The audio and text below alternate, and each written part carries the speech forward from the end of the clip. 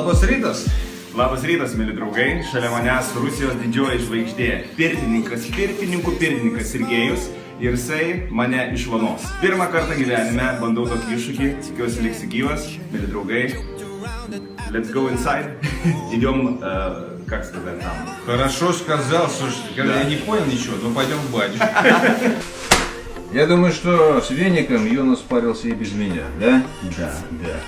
И я его попарю сегодня бамбуком и веером. Вот так. Сейчас дам парку и вперед.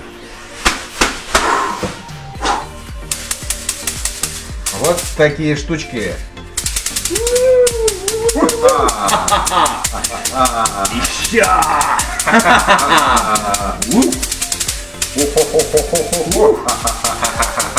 Протрем березовым венчиком обязательно.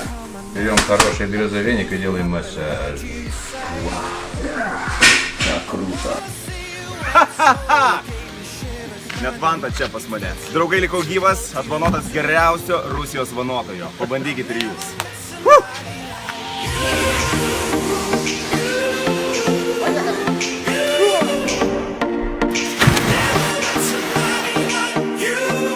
Ну как тебе, Ваня, русско-литовское парение по-царски, по-боярски?